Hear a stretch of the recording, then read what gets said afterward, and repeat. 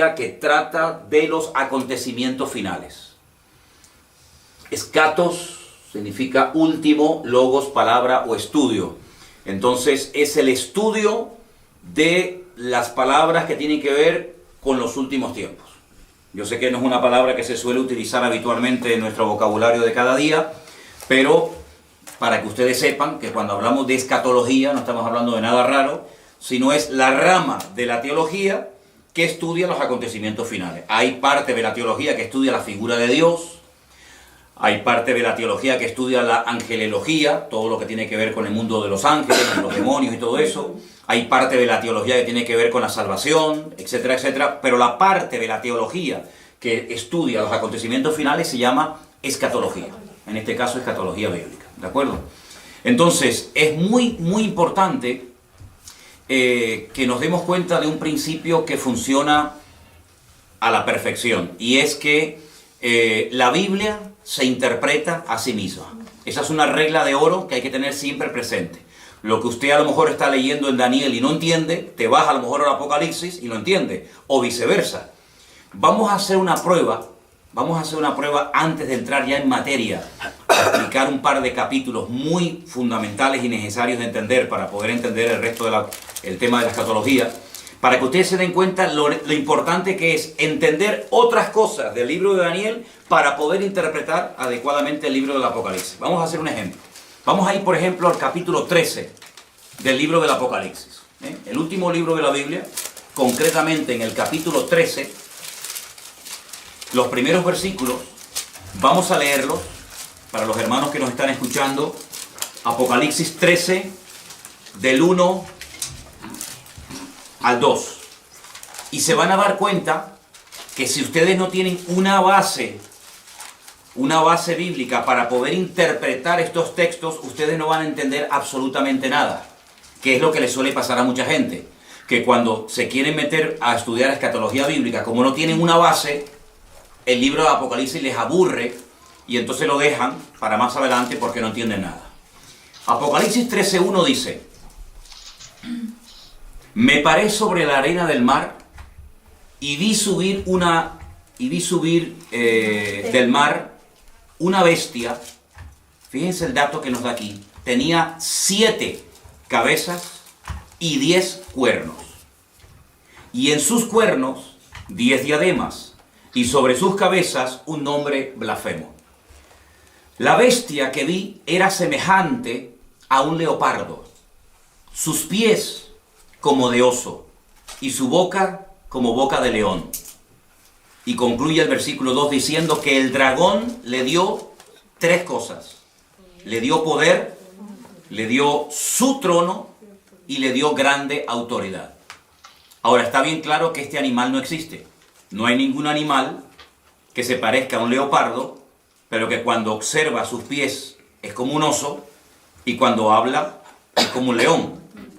Entonces uno dice, esto no se puede interpretar literalmente.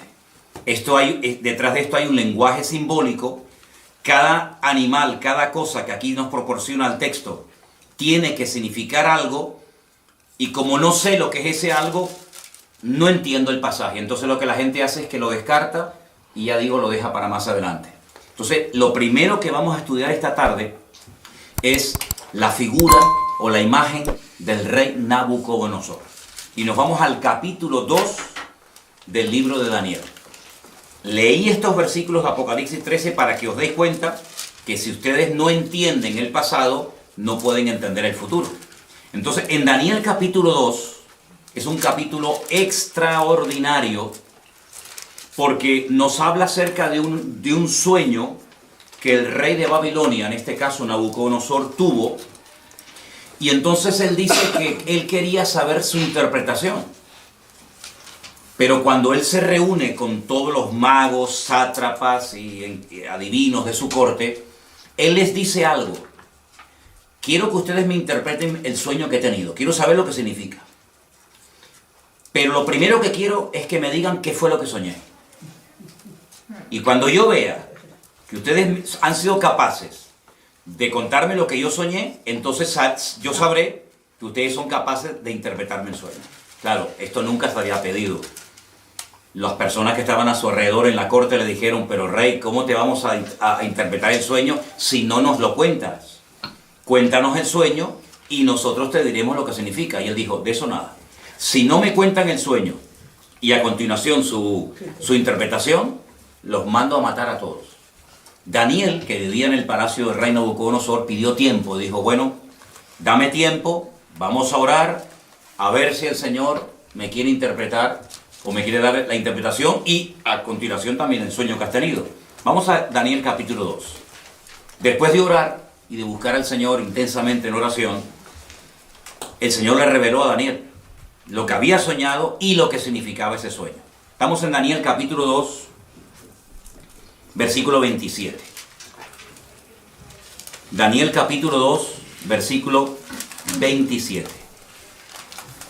El misterio que el rey demanda, ni sabios, ni astrólogos, ni magos, ni adivinos lo pueden revelar al rey. Así de claro. Esto es imposible. Porque jamás en la historia había ocurrido que un rey quiere que le cuenten primeramente el sueño y después la interpretación.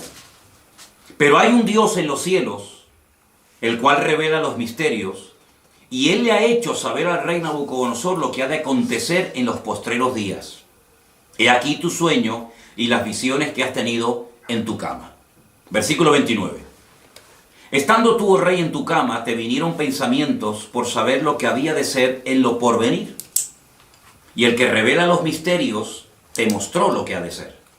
Y a mí me ha sido revelado este misterio, no porque en mí haya más sabiduría que en todos los vivientes, sino para que se dé a conocer al rey la interpretación y para que entiendas los pensamientos de tu corazón. Daniel no está atribuyendo ninguna gloria para sí mismo, sino que él lo que está dejando bien claro es que no hay hombre alguno en la tierra que sea capaz de interpretar esto, ni siquiera él. Pero sin embargo él exalta y levanta la figura de su Dios y dice, pero hay un Dios en los cielos que lo sabe todo, que lo conoce todo. Ahora, la interpretación del sueño es algo impresionante, porque te vas a dar cuenta de que Dios es el que conoce y revela la historia cuando Él quiere y como Él quiere.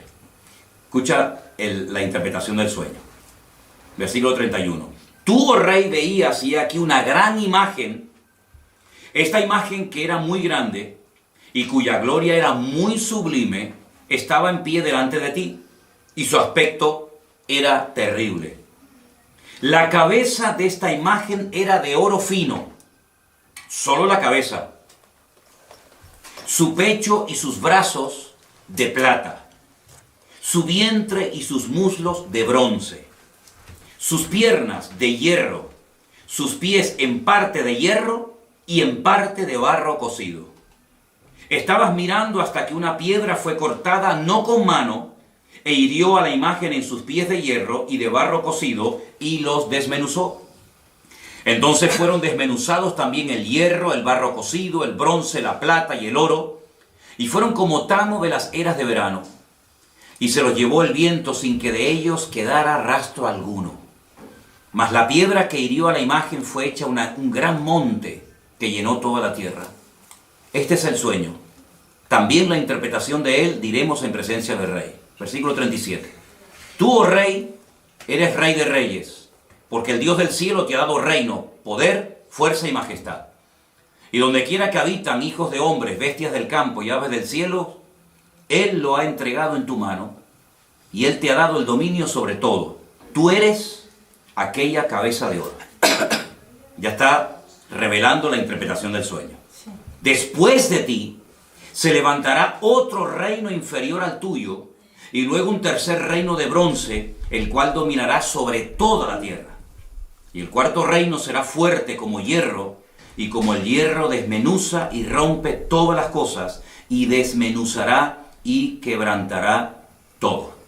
Y lo que viste de los pies y los dedos, en parte de barro cocido de alfarero y en parte de hierro, será un reino dividido, mas habrá en él algo de la fuerza del hierro, así como viste hierro mezclado con barro cocido. Y por ser los dedos de los pies en parte de hierro y en parte de barro cocido, el reino será en parte fuerte y en parte frágil. Así como viste el hierro mezclado con barro, se mezclarán por medio de alianzas humanas pero no se unirán el uno al otro, como el hierro no se mezcla con el barro. Y en los días de estos reyes, el Dios del cielo levantará un reino que no será jamás destruido, ni será el reino dejado a otro pueblo. Desmenuzará y consumirá todos estos reinos, pero él permanecerá para siempre.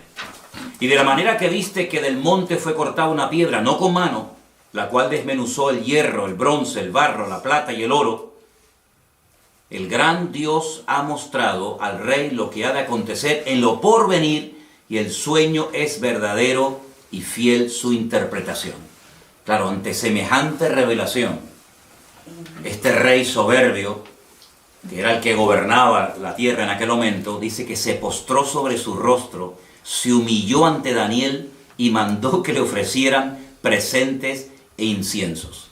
Es decir, vamos a ver, es que lo que Nabucodonosor está viendo es espectacular, porque si tú has sido capaz, por el poder de tu Dios, de recibir la revelación del sueño que yo he tenido, yo no tengo ninguna duda de que lo que tú me has interpretado es verdad. Es decir, la credibilidad que tú tienes a la hora de interpretarme el sueño, te la da el hecho de que primero me has contado el sueño. Y esto es algo realmente descomunal. Ahora, tenemos aquí, lo íbamos a poner en la pantalla, pero nos falló a última hora el proyector. Tenemos aquí una imagen muy interesante de lo que soñó el rey Nabucodonosor. Ustedes pueden comprobar aquí la imagen, que está compuesta por 4 materiales diferentes. Tenemos la cabeza de oro, el pecho y los brazos de plata, el vientre y los muslos de bronce, fíjense que va de mayor categoría a inferior, y las piernas de hierro y los pies mezclados hierro y barro. Aquí, a este lado, tienen ustedes el nombre del imperio que representa o simboliza cada uno de estos materiales. El oro, recuerden esto, representa el imperio babilónico, que duró desde el 607 hasta el 539 antes de Cristo. Ese reino lo conoció Daniel, porque era el reino en el cual él vivía en aquel tiempo. Este fue el reino que atacó Jerusalén, que destruyó el templo, que se llevó cautivos a miles y a miles de personas, uno de ellos Daniel, ¿verdad? Y ese fue el reino que estaba en ese momento gobernando el mundo. Pero la profecía o la interpretación del sueño profético decía que cuando este reino cayera, porque no era un rey eterno, se levantaría otro reino.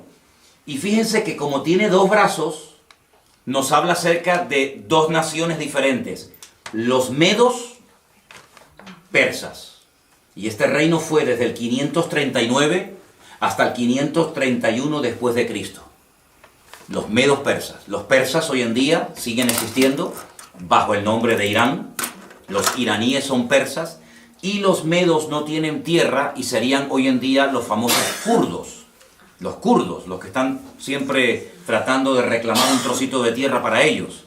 Y esto, cuando tú miras atrás, claro, para Daniel esto era profético, esto no se había dado. Esto era, bueno, vamos a ver si esto es verdad. Pero tú sabes perfectamente que cuando miras atrás, no solamente porque la Biblia lo dice, sino porque la historia secular lo corrobora, efectivamente. Todo el mundo sabe que después de la caída del imperio babilónico, se levantaron y gobernaron muchas naciones de la tierra durante mucho tiempo, los medos persas. Pero ese imperio, que también lo conoció Daniel, pues cayó y se levantó un tercer imperio que lógicamente ya Daniel no pudo conocer, porque si no, este hombre ¿cuántos años va a tener? ¿Ve? Este imperio, que era el imperio de los griegos, del cual habla mucho la Biblia en el libro de Daniel, iría desde el 331 hasta el 168 antes de Cristo, y está representado por el vientre y los muslos de bronce, ¿vale? Y el rey más famoso de este imperio, sin lugar a dudas, fue Alejandro Magno, del cual indirectamente también habla la Biblia, y lo vais a ver en otras profecías y en otros capítulos del libro de Daniel. Pero el imperio... Perdón, ¿de sí. bronce o de cobre? ¿Perdón? ¿De bronce o de cobre? De bronce. Ahí pone cobre. De cobre. ¿Dónde está? Aquí, ¿eh? Sí, bueno, pero bronce. Es bronce. Bronce. ¿Ok? Ese imperio, aunque fue un imperio muy importante que ejerció una influencia tremenda, prueba de ello es que el Nuevo Testamento se escribió en el idioma de esta gente, en el idioma de los griegos, ¿vale? Ese imperio cayó y hay cosas muy interesantes que contar acerca de ese imperio. Y se levantó un cuarto imperio que está representado por las piernas de hierro, y fue un imperio que casi duró 1000 años. Ten en cuenta que de todos los miembros del cuerpo humano, el miembro más largo son las piernas. Y por eso las piernas representan al imperio romano. Pero hay dos piernas, y así como había dos brazos que representan a los medos y a los persas, también había dos partes del imperio romano muy importantes, Oriente y Occidente, ¿vale? La capital del imperio romano en Oriente, ¿cuál era? Constantinopla. Y la capital del imperio romano en Occidente era Roma, ¿vale? Este fue el imperio del Nuevo Testamento. Este es el imperio que conoció Cristo, que empezó en el 476 hasta el 900 y pico después de Cristo. De todos los 4 imperios que aquí se menciona en la Biblia, que iban a aparecer a lo largo de la historia de la humanidad, el único que encontramos en el Nuevo Testamento es el imperio de los romanos. Estos 3 ya habían desaparecido en la época de Cristo. El babilónico, el medo-persa y el griego ya no existían, aunque lógicamente dejaron mucho de su influencia, y bueno, todavía se pueden ver vestigios y ruinas y monumentos de estos imperios, pero que desaparecieron antes de Cristo.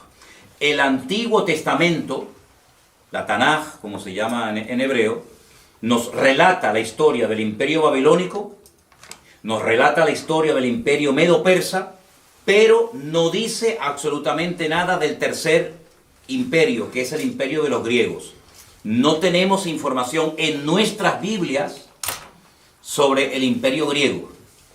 Pero en el Concilio de Trento, siglo XVI, ¿vale? Concilio de Trento, siglo XVI, la Iglesia Católica, a través del Papa de turno, decidió por su cuenta y libre albedrío, meterle 7 libros más al Antiguo Testamento. Y uno de esos libros, yo les recomiendo que lo lean. Se llama Primera de Macabeos y Segunda de Macabeos. Por eso si alguien te dice, oye, ¿por qué la Biblia de ustedes tiene 66 libros y la de los católicos tiene 72? ¿Es que ustedes le han quitado libros? No, es al revés. No es que nosotros le hayamos quitado libros, es que ustedes le han metido libros. Ustedes le han metido 7 libros más en el Concilio de Trento, siglo XVI. Esos libros, por ejemplo, se llaman Sabiduría, Judith, Tobías, Primera y Segunda de Macabeos. Y esos libros de Primera y Segunda de Macabeos son la historia, son la historia de la influencia del imperio griego durante el tiempo que se dividió el imperio griego. Cuando Alejandro Magno se muere, pues se divide en 4, que ya hablaremos en su momento acerca de eso, y entonces el Antiguo Testamento termina contándonos la historia de los medos persas, pero claro, si tú estás estudiando esta profecía, tú dices, bueno, pero ¿y entonces los griegos? Es que el Antiguo Testamento no termina contándote la historia de los griegos.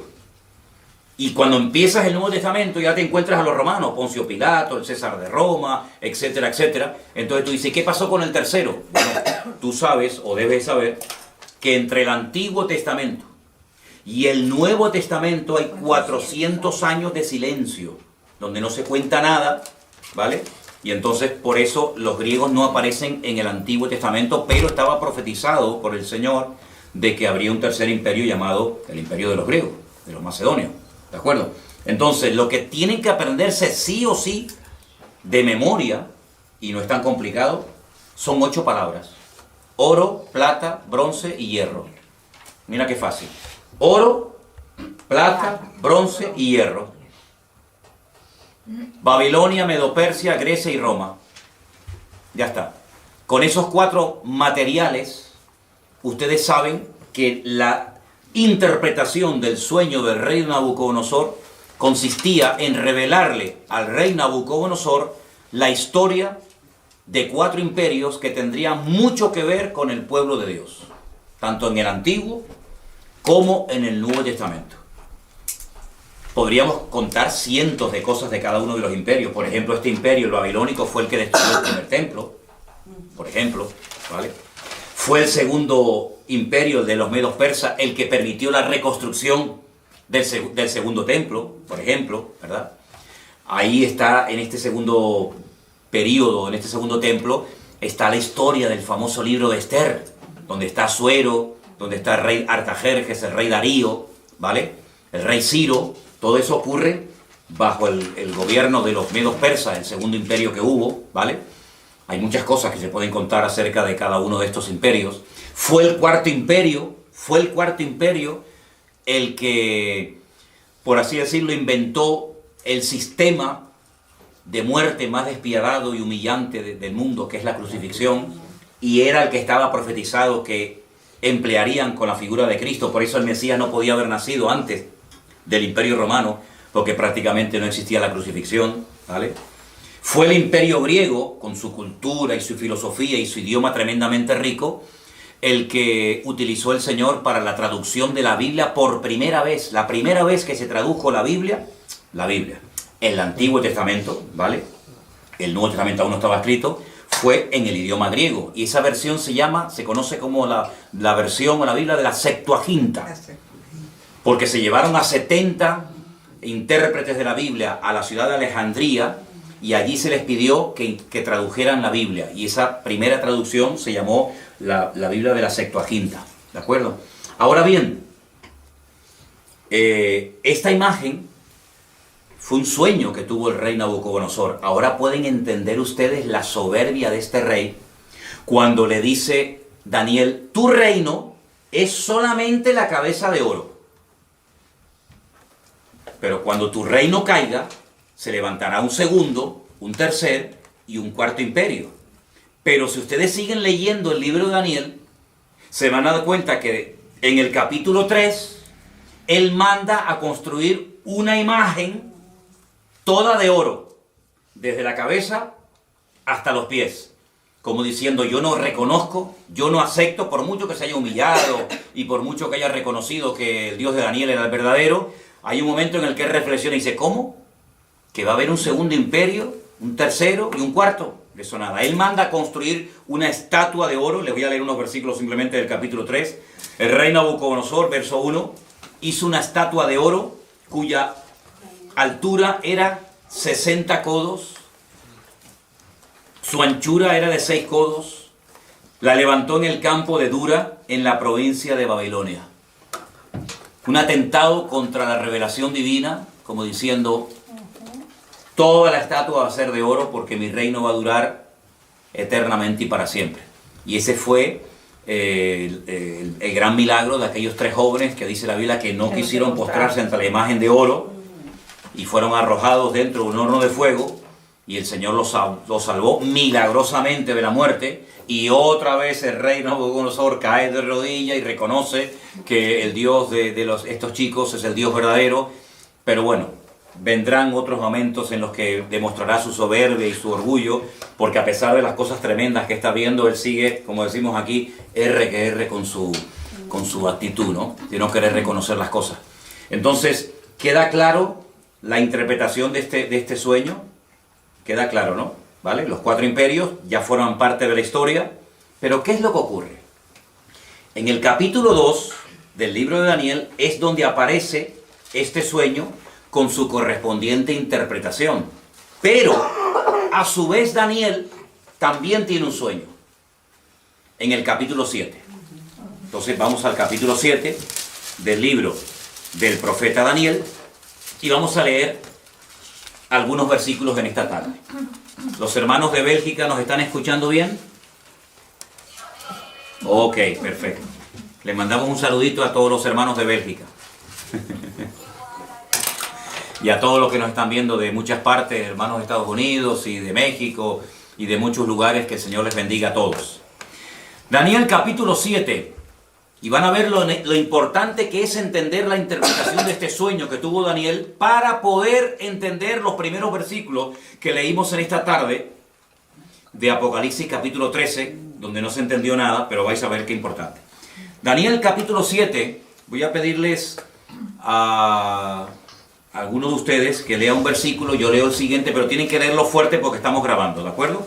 Daniel 7:1. En el primer año de Belsasar, rey de Babilonia, tuvo Daniel un sueño. ¿Ven? Ya no está Nabucodonosor como rey, ahora es Belsasar. Pero sigue estando el reino de Babilonia.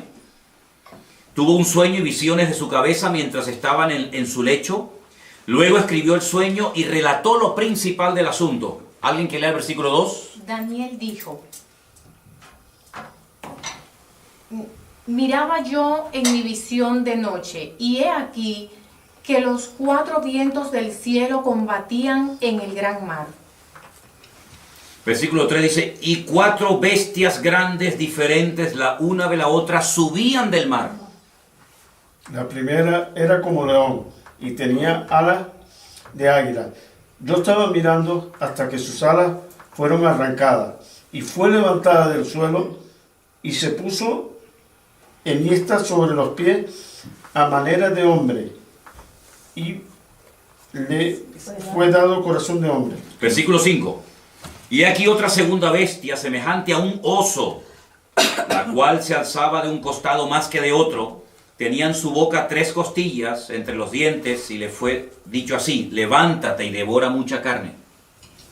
Después de esto miré y he aquí otra, semejante a un leopardo, con 4 alas de ave en sus espaldas. Tenía también esta bestia 4 cabezas y le fue dado dominio. Después de esto miraba yo en las visiones de la noche y aquí la cuarta bestia, espantosa y terrible en gran manera, fuerte, la cual tenía unos dientes grandes de hierro, devoraba y desmenuzaba y las obras hollaba con sus pies, y era muy diferente de todas las bestias que vi antes de ella y tenía 10 cuernos.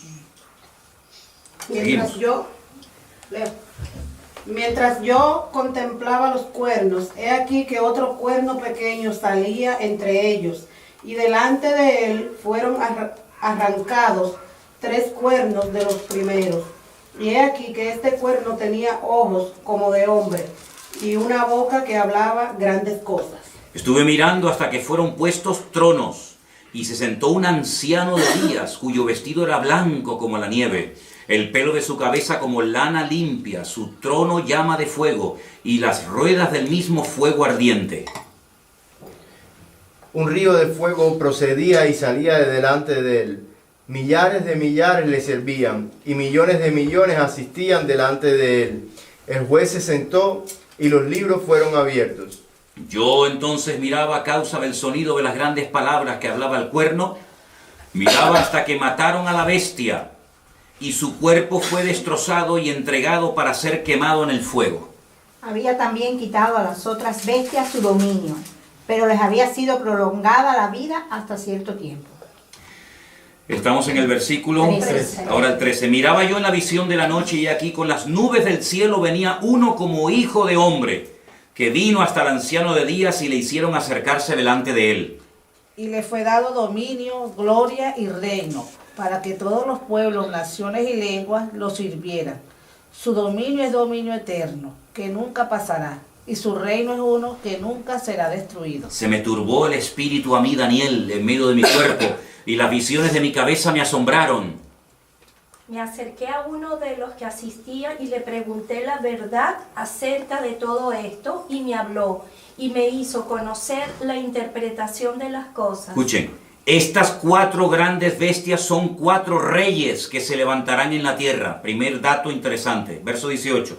Después recibirán el reino los santos del Altísimo, y poseerán el reino hasta el siglo, eternamente y para siempre. Entonces tuve deseo de saber la verdad acerca de la cuarta bestia, que era tan diferente de todas las otras. Espantosa en gran manera. Tenía dientes de hierro, uñas de bronce, que devoraba y desmenuzaba y las sobras hollaba con sus pies. Asimismo, acerca de los 10 cuernos que tenía en su cabeza y del otro que le había salido, delante del cual habían caído 3, y este mismo cuerno tenía ojos y boca que hablaba grandes cosas, y parecía más grande que sus compañeros. Y veía yo que este cuerno hacía guerra contra los santos y los vencía. Hasta que el anciano vino y se hizo justicia a los santos del Altísimo. Y llegó el tiempo y los santos recibieron el reino. Podríamos seguir leyendo todo el resto del capítulo que no tiene desperdicio. Y creo que es bueno que lo leamos porque lo que más le llamó la atención a Daniel fue la cuarta bestia. Sobre todo, ¿no? Dice que la cuarta bestia será un cuarto reino en la tierra, el cual será diferente de todos los otros reinos. Y a toda la tierra devorará, trillará y desmenuzará. Despedazará, perdón. Y los 10 cuernos significan que de aquel reino se levantarán 10 reyes, y tras ellos se levantará otro, el cual será diferente de los primeros, y 3 reyes derribarán. Y hablará palabras contra el Altísimo, y a los santos del Altísimo quebrantará, y pensará en cambiar los tiempos y la ley, y serán entregados en su mano hasta tiempo, tiempos y medio tiempo. Pero se sentará el juez, y le quitarán su dominio, para que sea destruido y arruinado hasta el fin. Y que el reino y el dominio y la majestad de los reinos debajo de todo el cielo sea dado al pueblo de los santos del Altísimo, cuyo reino es reino eterno, y todos los dominios le servirán y le obedecerán. Aquí fue el fin de sus palabras. En cuanto a mí, Daniel, mis pensamientos me turbaron y mi rostro se demudó, pero guardé el asunto en mi corazón.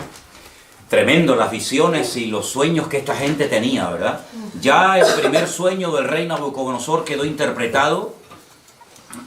Ahora vamos a interpretar, vamos a decir qué es lo que significan estas 4 bestias que ustedes tienen aquí en la imagen. No sé si se verán bien, porque depende de donde estén sentados, se ve mejor o peor. Primer animal que vio Daniel, un león con alas. Un león con alas. Segundo animal que ve, un oso con 3 costillas en la boca y dice que está apoyado sobre una pierna más que de otro. Luego, ahí hay una falta de estabilidad tremenda. Tercer animal que ve, un leopardo con 4 cabezas. Y la cuarta bestia que ve, una cabeza, 10 cuernos, terrible, espantosa, destructiva, sin piedad, sin misericordia, y fue algo que le espantó tanto a Daniel que él más que nada quería saber qué significaba, qué representaba la cuarta bestia. Ahora, la interpretación de qué representan estos animales es exactamente la misma que la interpretación del capítulo 2 de Daniel.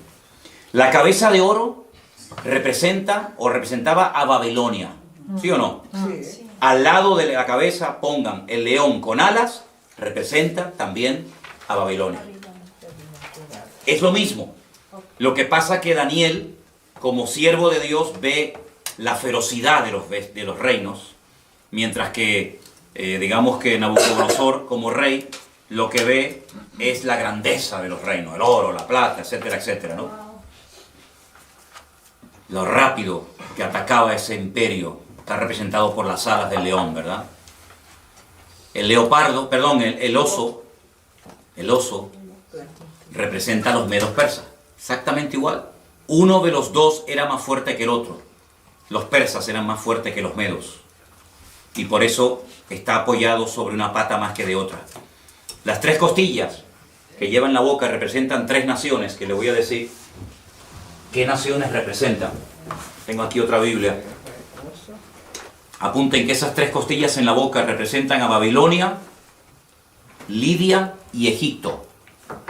Babilonia, Lidia y Egipto. Lidia. Hay un lugar que se llama Lidia, no Lidia. Y Egipto.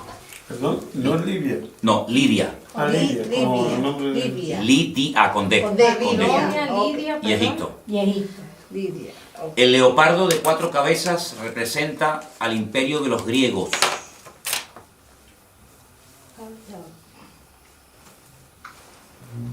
El imperio de los griegos. Tengo que ponerle aquí al móvil batería, porque si no, no me voy a quedar sin batería.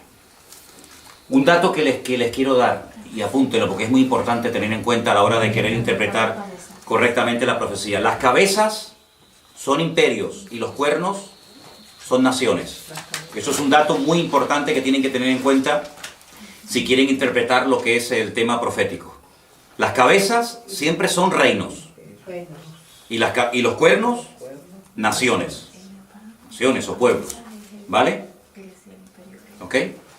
Y la cuarta bestia representa a Roma, el imperio romano. La de los 10 cuernos. 10 cuernos, pero una cabeza. Una cabeza. Esa misma bestia la van a ver en el Apocalipsis con los 10 cuernos, pero con 7 cabezas, en vez de con una. ¿Vale? Ya explicaré por qué. Representa a Roma. A Roma. Pero no se olviden que la Biblia dice que de esa bestia, o de ese territorio que ocupó esa bestia de Roma, saldrán 10 cuernos, 10 naciones. Y de esas 10 cuernos sale uno, que es lo que llaman el cuerno pequeño, que hablaba blasfemias contra los santos del Altísimo, que le hacía guerra a los santos del Altísimo y los vencía. Ahora, en ese momento, los santos del Altísimo no eran los cristianos. La iglesia ni existía. La iglesia ni había nacido. Estamos cientos de años antes de Cristo, ¿vale? Por lo tanto, está haciendo una referencia directa a los ataques que recibirían los santos en aquel momento, que era el pueblo de Israel, ¿vale? Para saber ubicar cada cosa en su sitio. Entonces tenemos que el oro y el león con alas es Babilonia. Es lo mismo, pero visto desde dos puntos de vista diferentes. Uno como estadista, que es lo que era el rey Nabucodonosor, otro como profeta. El leopardo, perdón, el oso es medo-persa, exactamente igual que la plata del pecho y lo de los brazos. El bronce, que representa a los griegos, está representado por el leopardo de 4 cabezas. ¿Por qué? Porque cuando muere Alejandro Magno, su imperio se divide en 4.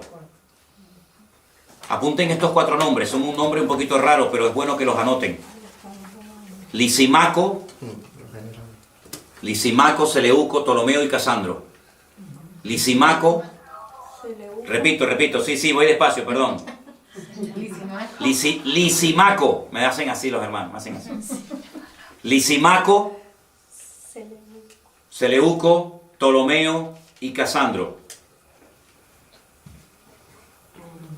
¿Eso qué era? Eso eran los 4 generales que se repartieron el territorio que le perteneció a Alejandro Magno, que muere a la edad de 30 años cuando él intenta reconstruir la ciudad de Babilonia. ¿Ok? ¿Puedes repetir el tercero? A ver. Ptolomeo. Ptolomeo, Casandro, Seleuco. No, Silimaco, sí, pero Ptolomeo, Casandro, Seleuco y Lisimaco. Recuerden ese nombre Seleuco, porque ustedes van a oír mucho del imperio griego, que tiene que ver mucho con Israel, de los famosos seleucidas. Los seleucidas, cuando ustedes vayan a leer en la Biblia católica esos libros de historia de Israel que le añadieron, como dije antes, en el siglo XVI, Concilio de Trento, al Antiguo Testamento, ustedes van a encontrar un personaje terrible, llamado Antíoco Epifanes. Ese era un seleucida, porque el imperio romano se dividió en 4 y la parte que a él le correspondió era la parte que conocemos hoy en día como Israel. Y este es el que coge un cerdo y lo sacrifica en el altar en el templo de Jerusalén.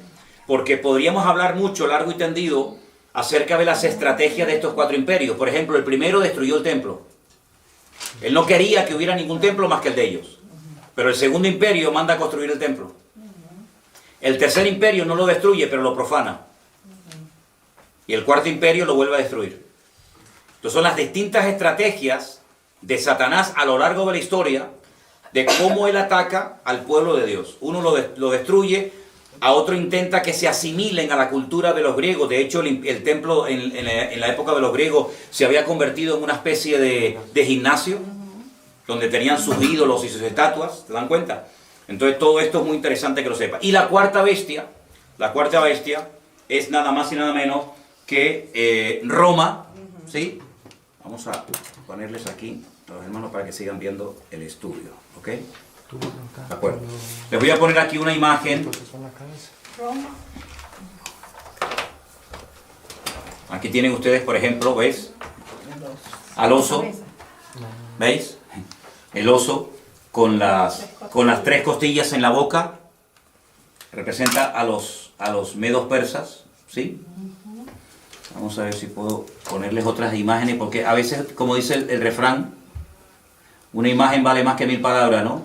Tenemos, por ejemplo, miren esta imagen de este... Aquí tenemos el león. El león con las alas. ¿Quién era el león con las alas? Babilonia. Ahí lo tenemos. Bueno, en algunos lugares, aquí en Santa Cruz, hay edificios que en lo alto tienen un león con alas. De hecho, hay una compañía de seguros. Hay una compañía de seguros que su símbolo es el león con alas. Y hay edificios de los antiguos masones en Santa Cruz de Tenerife que aparecen en las fachadas y en las azoteas leones con alas, porque se identifican con el imperio de Babilonia. La palabra Babilonia viene de Babel, que significa confusión. Esa famosa torre de Babel, allí se estaba construyendo. ¿Y cuál era la capital en aquel tiempo de esta gente? Pues era Nínive, a donde quería mandar el Señor a su siervo, el profeta Jonás, ¿no? Entonces, vamos a ir otra vez a Apocalipsis capítulo 13 y vamos a cambiar las palabras que aparecen ahí por los nombres de los imperios. Y vas a ver cómo lo vas a entender ahora perfectamente. Al principio, Apocalipsis 13, 1 y 2, lo leímos y nadie entendió nada.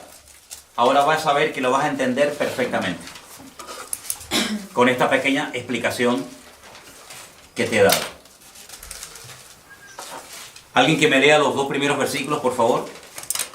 Me paré sobre la arena del mar y vi subir del mar una bestia que tenía 7 cabezas y 10 cuernos, y en sus cuernos 10 diademas y sobre sus cabezas un nombre blasfemo. Ok, ahora vamos a sustituir el nombre de los animales por los imperios que representan.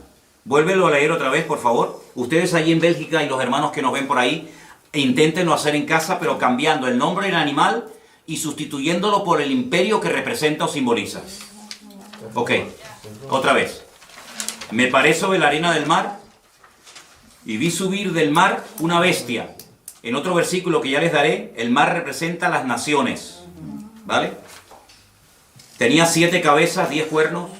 En sus cuernos 10 diademas, sobre sus cabezas un nombre blasfemo. Y la bestia que vi era semejante a... Un leopardo. ¿Y quién es el leopardo? El imperio griego. Griego. Griego. La bestia que vi era semejante, se parecía a un griego. Sus pies, es decir, la forma como se movía, la forma como actuaba, era como de un persa, de un medo persa. Y la forma como hablaba o se comunicaba o se expresaba como un babilónico. Entonces hay una mezcla, porque ven que el león es Babilonia, el leopardo es Grecia, el oso son los medos persas y la bestia es Roma. Pero ahora ya no es un animal el que representa un imperio, sino que ahora es una mezcla, lo que representa a esta última bestia, y esta bestia de la cual se está hablando aquí en Apocalipsis 13, es el anticristo. En Apocalipsis capítulo 13, ya lo estudiaremos en su momento, se habla de 2 personajes. Una bestia, que es el anticristo, y otra bestia, que es el falso profeta. Otro personaje completamente diferente. Digamos que el anticristo va por la línea política, es el político de turno, el que gobierna, y el falso profeta es el que se encarga, digamos, de lo religioso, de lo espiritual, por decirlo de alguna manera. Entonces uno dice, bueno, si el anticristo, o la bestia, como se lo llama en el Apocalipsis, es semejante a un leopardo o a un griego, uno tiene que indagar y estudiar fuera de la Biblia cómo era el estilo de vida de la gente griega.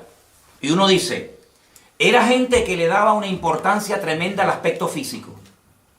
Miren la cantidad, yo no sé en otros países, pero alrededor de nuestra iglesia hay 7 gimnasios y todos llenos.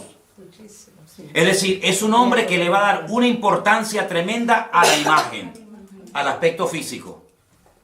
Es interesante. Una persona que se va a cuidar, una persona que va a dar una imagen atractiva, una imagen llamativa, porque así eran los griegos, se cuidaban hasta decir basta. Pero cuidado porque eran bisexuales la mayoría de los griegos, les gustaba tanto las mujeres, como los hombres, como los niños, como los animales, como lo que apareciera. Estamos viviendo unos tiempos donde hoy en día hay mucha gente que dice, no, a mí me gustan las mujeres, me gustan los hombres, terrible. Eran hedonistas, es decir, el placer como meta, el placer como objetivo. Pasarlo bien, disfrutar de la vida, sean drogas, sea sexo, sea lo que sea, así eran los griegos. Eran gente culta. La cuna de toda la filosofía tiene su origen en Grecia. Eran gente culta, no eran estúpidos, no eran ignorantes, eran gente culta. Luego, sabían expresarse, sabían hablar. Lean los discursos ustedes de Platón, de Aristóteles, de Sócrates. Eso es alucinante, la riqueza del vocabulario, ¿verdad? La demagogia que utilizaba aquella gente, la oratoria que tenían, todo eso lo va a tener este tipo, ¿verdad? Porque se va a parecer a un griego. Pero además dice que sus pies, su forma de actuar, era como de un oso. Y los osos son los persas. Claro. Oigan hablar ustedes a los persas. Te cautivan. Hablan así, muy suave. Calmado. No es como los árabes que hablan muy brusco, muy cerrado, muy bruto el idioma, ¿no? El persa es muy suave en su forma de hablar, muy tranquilo, te cautiva. ¿No han visto los gatitos persas, lo lindo que son? Son así los persas, son cautivadores, son seductores, te atrapan, su forma de ser es impresionante. Pero dice la Biblia que su boca es como la de un león, destructivos a más no poder. Entonces te das cuenta que es una mezcla de culturas, es una mezcla de pueblos, de influencias del pasado. Te das cuenta lo importante que es saber lo que significan los animales del Antiguo Testamento, claro. Porque si no, no te enteras a la hora de interpretar el Nuevo. Pero hay un dato muy importante. La última parte del versículo 2 dice que el dragón, y el dragón en la Biblia, ¿quién es? Satanás. Es uno de los muchos nombres que recibe Satanás en la Biblia. Dragón, Satanás, diablo, serpiente antigua, etc. El dragón o Satanás le dio poder, su trono, una sede de gobierno y grande autoridad. Sería interesante preguntarnos dónde está la sede de gobierno mundial, o por lo menos europea, de Satanás hoy en día. Porque cuando estudiemos las iglesias del Apocalipsis, ustedes van a ver que hay un mensaje a una iglesia, y a esa iglesia le dice el Señor, yo sé dónde ustedes tienen su congregación. Ustedes tienen la iglesia, ustedes se congregan donde hoy por hoy Satanás tiene su trono. Pero Satanás no tiene hoy en día su trono allí. Entonces tú te vas a dar cuenta de que las naciones que se van a unir en los últimos tiempos para apoyar al anticristo son naciones que surgen del antiguo territorio del Imperio Romano. Y entonces uno tiene que estudiar la historia y preguntarse, ¿y los romanos qué parte del mundo conquistaron? ¿América? No. ¿Oceanía? Tampoco. Los romanos conquistaron toda Europa, todo el norte de África y Oriente Medio. Por eso ven dos piernas, porque una pierna representa un continente y la otra pierna representa la otra parte, África y Occidente.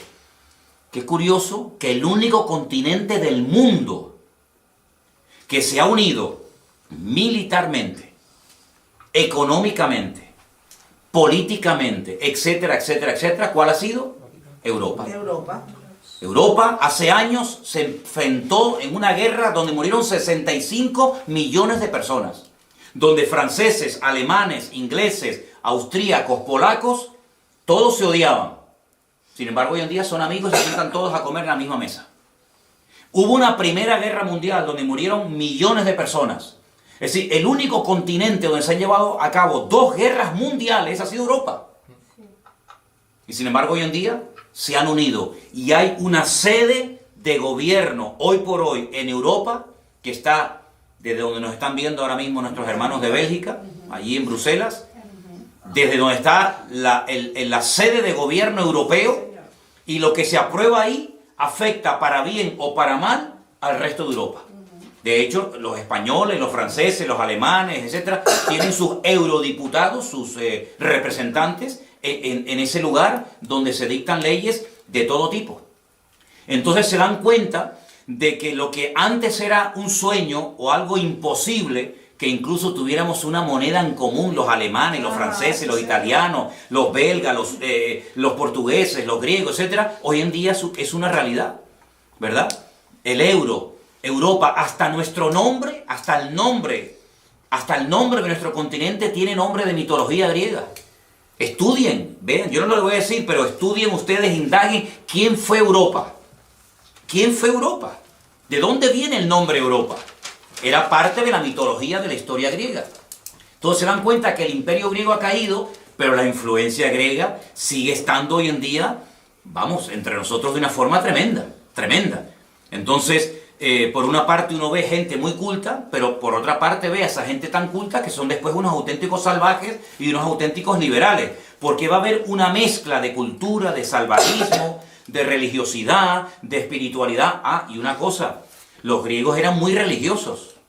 No se olviden ustedes que cuando el apóstol Pablo fue a Grecia, al Areópago, dice que caminó por la mañana y luego por la tarde lo invitaron a compartir la palabra y dijo: hermanos o amigos, veo que ustedes sois gente muy religiosa, porque tenéis dioses para todo. Incluso observé que tenéis un altar donde hay abajo, al pie del altar, una inscripción que dicen: al Dios no conocido.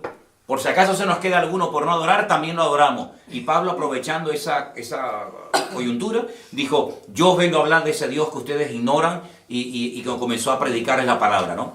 Entonces, vamos a estudiar en estas clases, paso a paso, cómo poder interpretar los capítulos del libro del Apocalipsis, pero antes de meternos a estudiar en profundidad los capítulos y los personajes, tenemos que tener las herramientas para interpretar. Ya sabemos interpretar los materiales.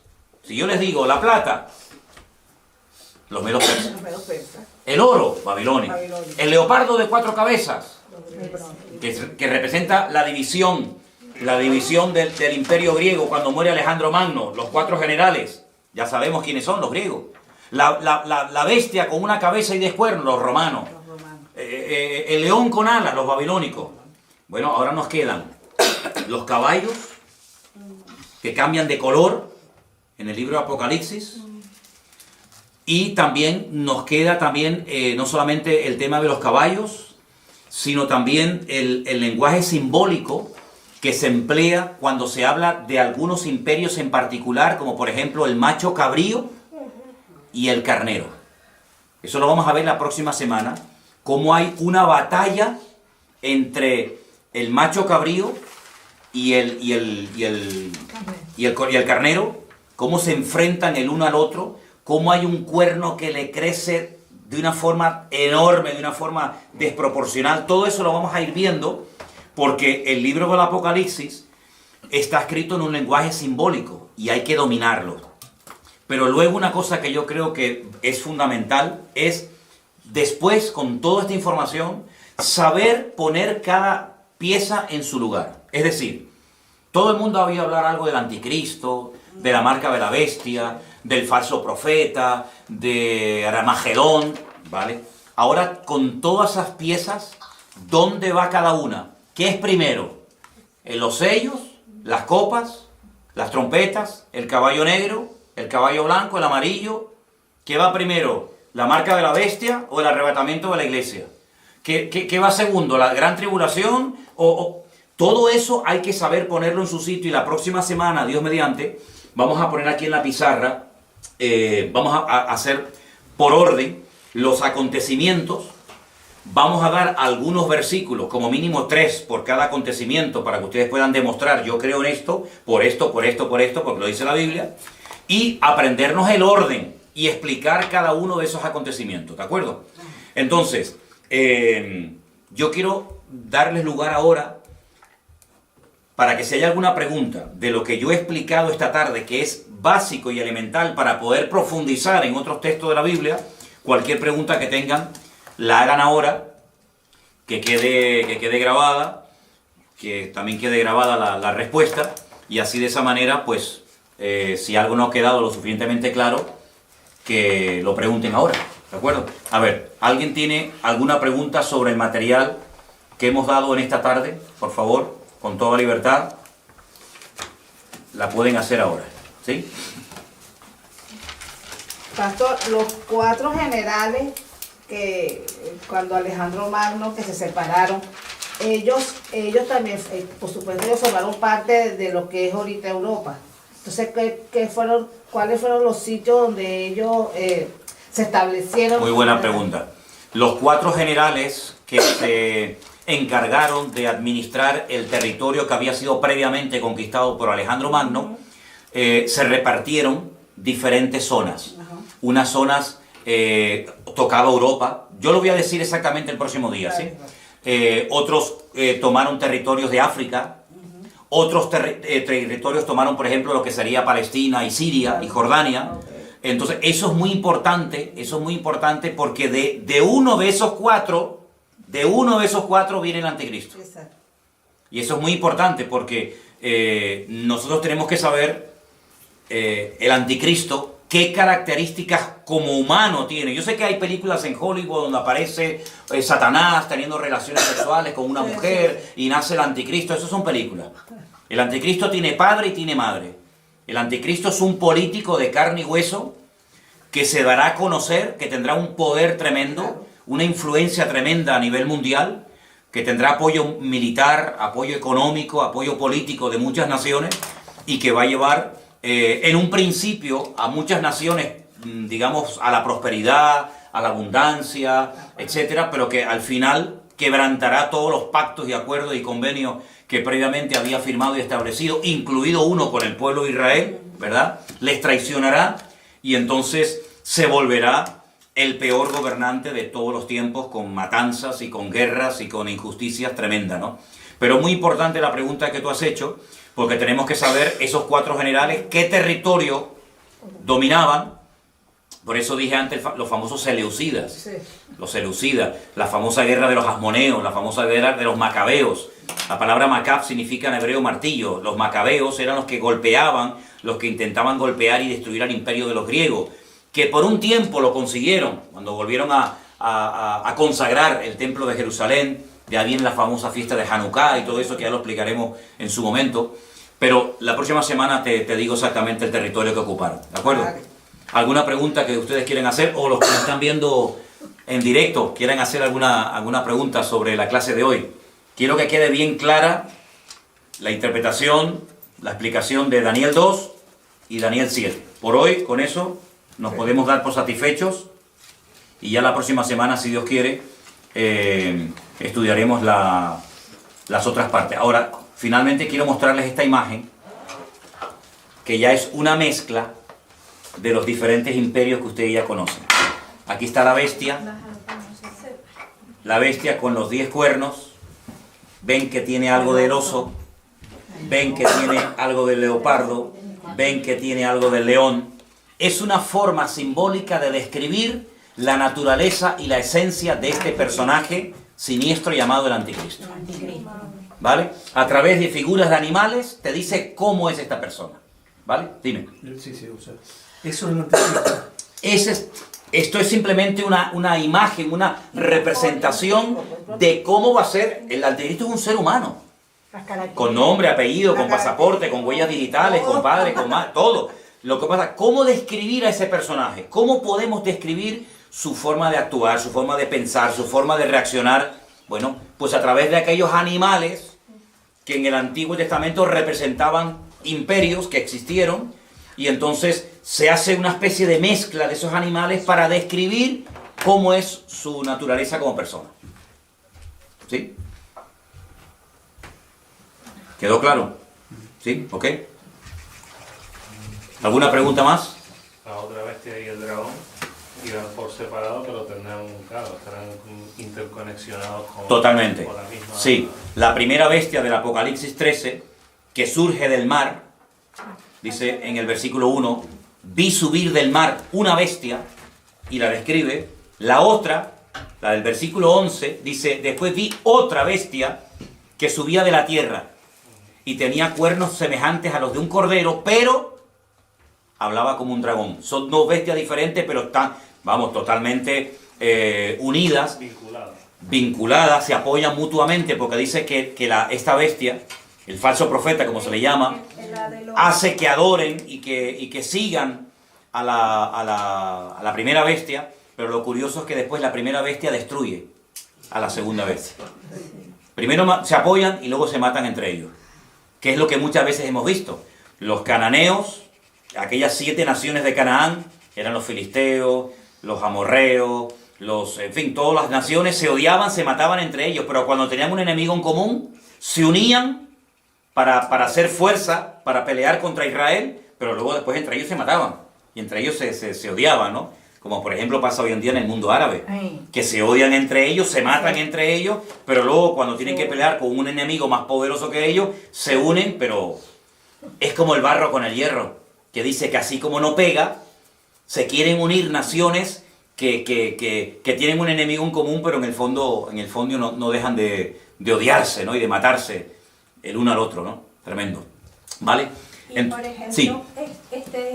En este caso, ahora se va a firmar el 14 de mayo, que se cumple justamente el tiempo de independencia de creación de Israel, este movimiento ecuménico que se está haciendo con que se quiere firmar ahora en mayo con el Papa, el Vaticano. ¿No sería simbólicamente la representación así de este falso profeta? Bueno, vamos a ver en la Biblia qué nos dice la Biblia acerca del falso profeta. La Biblia nos habla muchísimo, nos da datos muy interesantes, porque claro, vamos a ver, uno dice, bueno, el anticristo, vale, tiene que venir. Pero bueno, ¿cómo reconocemos a este señor? Si ya está, si no está, ¿de dónde tiene que venir? ¿Cómo es? ¿Cómo no es? La Biblia te da un montón de información, porque si no, ¿para qué me dice que va a venir el anticristo si no me dice cómo va a ser y cómo tengo que reaccionar? El falso profeta. Sí, va a venir un falso profeta y tal, que parece un cordero a priori, pero que luego cuando habla es un demonio. Pero ¿cómo puedo reconocerlo? La Biblia nos da unos datos hasta de cómo se visten, hasta de cómo se van a vestir, cómo van a actuar. Entonces, claro, con todos esos datos, tú los analizas y comienzas a descartar. Bueno, estas características las cumple, por ejemplo, este sector o esta religión, ¿sí o no? No, entonces esto no puede ser. ¿Y estas características pegan con esta religión? Pues no. ¿Y estas características que me dice aquí la Biblia pegan con esta? Dice, ostras, pues sí, pega muchísimo. Porque además te dice hasta dónde va a tener su sede de gobierno. Exacto. Desde dónde van a gobernar. Entonces, claro, ante estos datos, uno que vamos a suponer que uno es imparcial, ¿no? Y uno dice, bueno, yo quiero saber, ¿esta gente quiénes son? Pues tengo que coger a los budistas, tengo que coger a los musulmanes, tengo que coger a los hinduistas, tengo que coger a los católicos, tengo que coger a todo el mundo, y por descarte tengo que ir seleccionando y diciendo, bueno, pues las características que me proporciona la Biblia pegan más con esta gente que con aquellos. Entonces todo eso lo vamos a ver porque la Biblia, y sobre todo el Apocalipsis, se escribió para darnos información, no para confundir.